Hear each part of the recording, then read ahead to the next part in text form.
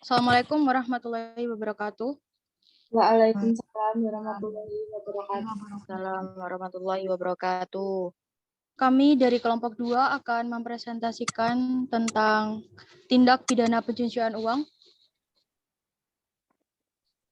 Dengan kelompok saya sendiri Adi Zairania dengan NIM 05, Nur Kofifa 12, Hamsiatul Marifa 33, Arini Desita 58, Jenny Puspita 36, Siti Herdiana 73, dan Nurul Karima 78. Yang pertama, kita akan membahas tentang sejarah dan perkembangan pencucian uang. Tindak pidana pencucian uang atau money laundering sebagai salah satu jenis kejahatan kera putih, white collar crime, sebenarnya sudah dikenal sejak tahun 1867. Pada saat itu, seorang perompak di laut, Henry Avery, dalam perompakannya terakhir merompak kapal Portugis berupa berlian senilai 325.000 pound sterling, setara 5.671.250 juta rupiah. Namun istilah money laundering baru muncul ketika Al Capone, salah satu mafia besar di Amerika Serikat pada tahun 1920-an, memulai bisnis laundromat atau tempat cuci otomatis. Bisnis ini dipilih karena menggunakan uang tunai yang mempercepat proses pencucian uang agar uang yang mereka peroleh dari hasil pemerasan, pelacuran, perjudian, dan penyelundupan minuman keras terlihat sebagai uang yang halal. Selain Al Capone, terdapat juga Meyer Lansky, mafia yang menghasilkan uang dari kegiatan perjudian dan menutupi bisnis ilegalnya itu dengan mendirikan bisnis hotel, lapangan golf, dan perusahaan pengemasan daging. Uang hasil bisnis ilegal ini dikirimkan ke beberapa bank di Swiss yang sangat mengutamakan kerahasiaan nasabah untuk didepositokan. Deposito ini kemudian diagunkan untuk mendapatkan pinjaman yang dipergunakan untuk membangun bisnis legalnya. Sebelum tahun 1986, tindakan pencucian uang bukan merupakan kejahatan.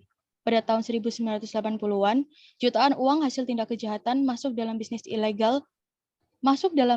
legal, dan usaha-usaha ekonomi lain, bahkan praktek money laundering, tidak lagi sesederhana yang dilakukan Al Capone atau Meyer Lansky.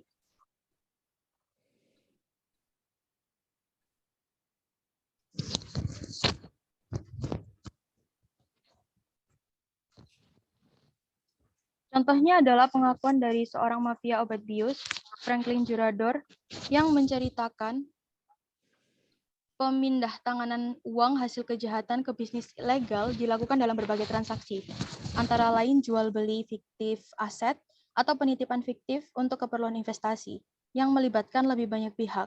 Tidak hanya secara domestik, namun juga antara negara dengan transaksi lebih rumit. Bahkan perkembangannya, transaksi money laundering juga didukung fasilitas finansial dunia perbankan, seperti layanan nomor rekening istimewa atau Nostro Account yang diberikan bank-bank Swiss sejak tahun 1930-an. Layanan ini mengidentifikasi nasabah dengan nomor sandi yang digunakan untuk transaksi sehingga bank tidak mengetahui siapa nasabah dan pihak yang menjadi lawan transaksi. Beberapa bank di kawasan lepas pantai juga menyediakan fasilitas transfer uang antar negara, manajemen pengelolaan dana, dan perlindungan aset yang mempermudah kegiatan pencucian uang.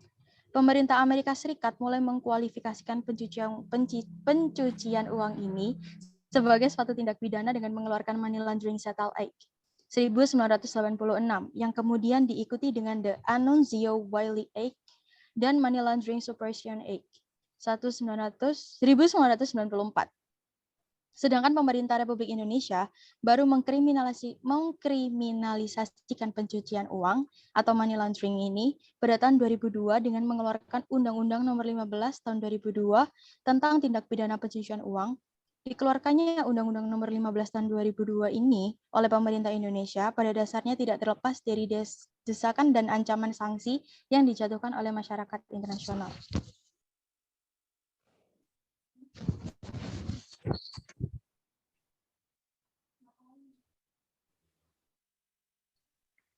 Pengertian pencucian uang. Pencucian uang atau money laundering memiliki definisi yang berbeda-beda di masing-masing negara. Hal ini bergantung pada terminologi kejahatan yang diatur oleh setiap wilayah yurisdiksi yang bersangkutan. Money laundering yang dalam undang-undang Nomor 15 tahun 2002 sebagaimana telah diubah dengan Undang-Undang Nomor 25 tahun 2003, selanjutnya disebut UUML, diterjemahkan dengan pencucian uang. Didefinisikan sebagai perbuatan menempatkan, mentransfer, membayarkan, membelanjakan, menghibahkan, menyumbangkan, menitipkan, membawa ke luar negeri, menukarkan atau perbuatan lainnya atas harta kekayaan yang diketahuinya atau patut diduga merupakan hasil tindak pidana dengan maksud untuk menyembunyikan atau menyamarkan asal-usul harta kekayaan sehingga seolah-olah menjadi harta kekayaan yang sah. Dalam penjelasan Undang-Undang TPPU, diuraikan pada umumnya pelaku tindak pidana berusaha menyembunyikan atau menyamarkan asal-usul harta kekayaan yang merupakan hasil dari tindak pidana dengan berbagai cara agar harta kekayaan hasil tindak pidananya susah ditelusuri oleh aparat penegak hukum sehingga dengan leluasa memanfaatkan harta kekayaan tersebut baik untuk kegiatan yang sah maupun tidak sah. Kemudian pasal 1 ayat 1 menerangkan pencucian uang adalah segala perbuatan yang memenuhi unsur-unsur tindak pidana sesuai dengan ketentuan dalam undang-undang ini. Sultan Remi Sajeni menguraikan definisi mengenai pencucian uang sebagai berikut. Rangkaian kegiatan yang merupakan proses yang dilakukan oleh seseorang atau organisasi terhadap uang haram, yaitu uang yang berasal dari kejahatan, dengan maksud untuk menyembunyikan atau menyamarkan asal-usul uang tersebut dari pemerintah atau otoritas yang berwenang melakukan penindakan terhadap tindak pidana dengan cara terutama memasukkan uang tersebut ke dalam sistem keuangan atau yang disebut dengan financial system, sehingga uang tersebut kemudian dapat dikeluarkan dari sistem keuangan itu sebagai uang halal. Selanjutnya yaitu Sarah N. Welling. Money laundering is the process by which one conceals the existence, illegal source, or illegal application of income, and then disguise that income to make it appear legitimate. Bahwa pencucian uang adalah proses penyembunyian keberadaan sumber yang tidak sah atau aplikasi tidak sah dari pendapatan yang disamarkan sehingga pendapatan itu menjadi nampak sampah.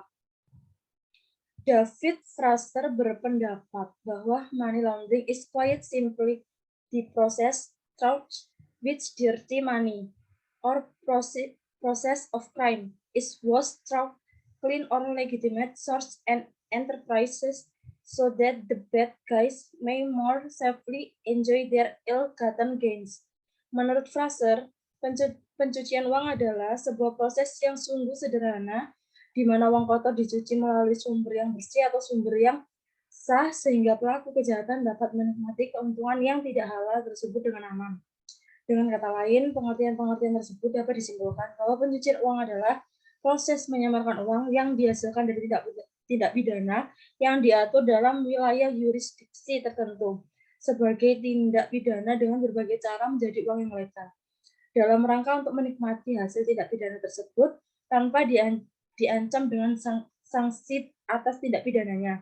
Dalam menyamarkan dana-dana ilegal ini, sistem keuangan menjadi media yang memiliki porsi besar dalam praktek pencucian keuangan atau praktek pencucian uang.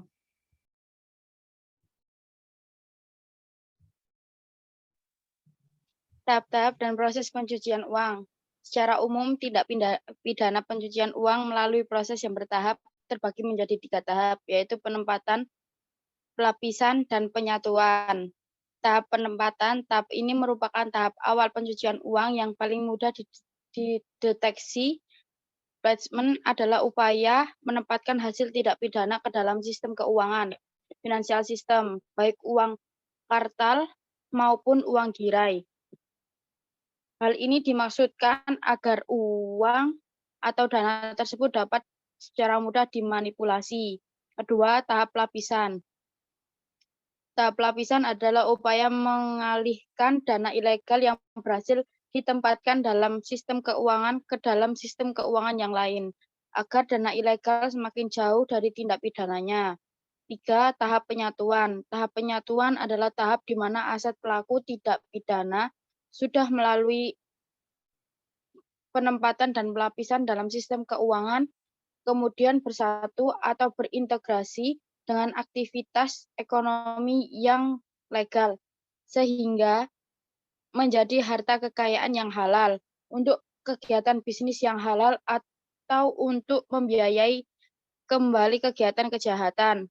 Setiap tahap yang dijelaskan di atas tidak selalu berdiri sendiri. Terkadang ketiga tahap dapat bergabung dalam satu proses atau saling overlap satu dengan yang lainnya. Pada dasarnya, teknik pencucian uang merupakan hal yang tidak dapat diproduksi tahap-tahapnya. Teknik apapun yang digunakan tujuannya adalah untuk menyamarkan asal-usul uang tersebut, tetapi tetap menjaga dan mengendalikan hasil pencucian. Kemudian dapat menikmati uang tersebut dalam keadaan yang sah.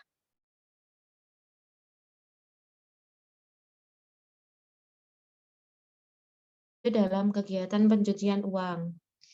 Buy and sell conversion dilakukan melalui jual beli barang dan jasa.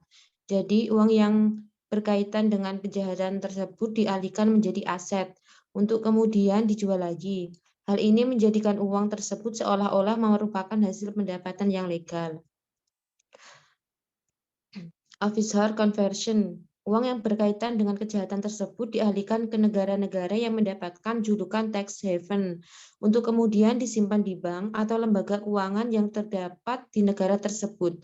Dana yang disimpan di negara ini kemudian dialihkan kembali ke bank atau lembaga keuangan negara lain atau menjadi aset. Pengalihan ke negara tax haven tersebut dikarenakan kecenderungan peraturan perpajakan yang lebih longgar, peraturan perbankan mengenai perlindungan rahasia nasabah, atau ketentuan bisnis yang mudah.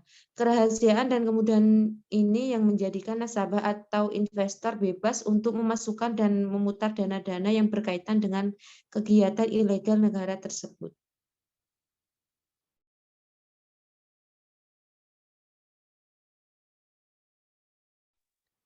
Legitimate business conversation dipraktikkan melalui bisnis atau kegiatan usaha yang sah sebagai sarana untuk memindahkan dana tersebut ke dalam kegiatan usaha sehingga tercampur dalam dana perusahaan.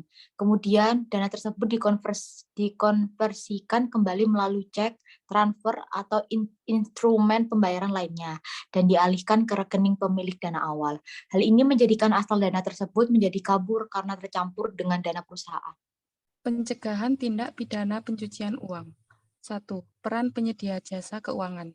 Melakukan pemantauan dan pengkinian data untuk mengetahui profil dan resiko nasabah terupdate. Menyampaikan laporan transaksi keuangan tunai atau LTKT, laporan transaksi mencurigakan LKTM, laporan transaksi keuangan transfer dana dari dan ke luar negeri atau LTKL, kepada Pusat Pelaporan dan Analisis Transaksi Keuangan PPATK. 2. Peran nasabah penyedia jasa keuangan. Wajib memberikan identitas dan informasi yang benar yang dibutuhkan oleh pihak pelapor dengan minimal memuat identitas diri, sumber data, dan tujuan transaksi dengan mengisi formulir yang disediakan oleh pihak pelapor dan melampirkan dokumen pendukungnya.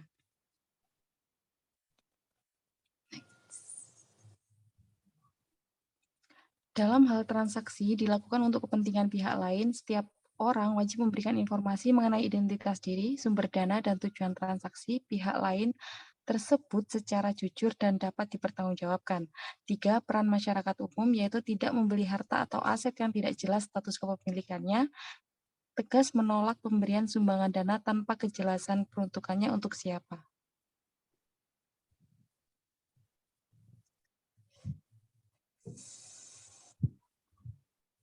Sekian dari kelompok kami, kurang lebihnya mohon maaf. Wassalamualaikum warahmatullahi wabarakatuh. Waalaikumsalam warahmatullahi warahmatullahi wabarakatuh.